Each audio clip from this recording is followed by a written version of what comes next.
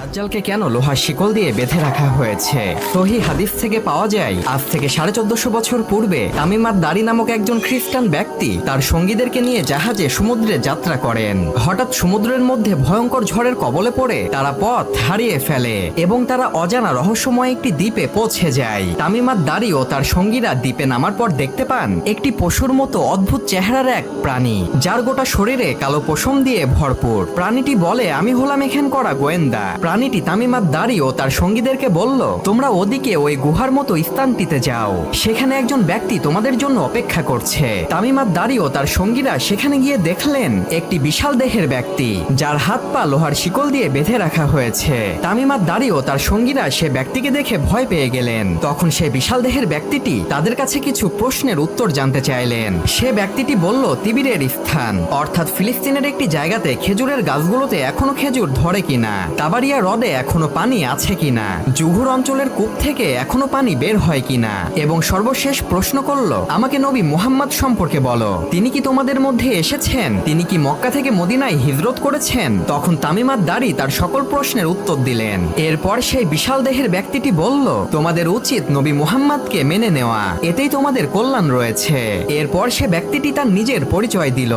সে বলল, আমি হলাম দাজ্জাল। আমি এখান থেকে বের হবার অনুমতি পেলেই পুরো পৃথিবী 40 দিনে ভ্রমণ করব, তবে আমি মক্কা ও মদিনায় প্রবেশ করতে পারবো না। আর এই সম্পূর্ণ ঘটনাটি তামিম আদ-দারি নবী সাল্লাল্লাহু আলাইহি ওয়াসাল্লামকে এসে বলেন এবং তিনি খ্রিস্টান ধর্ম থেকে ইসলাম ধর্ম গ্রহণ করেন। অর্থাৎ এই হাদিস থেকে বোঝা যায় দাজ্জাল পৃথিবীতেই আছে এবং দাজ্জালকে একটি দ্বীপের মধ্যে বেঁধে রাখা হয়েছে।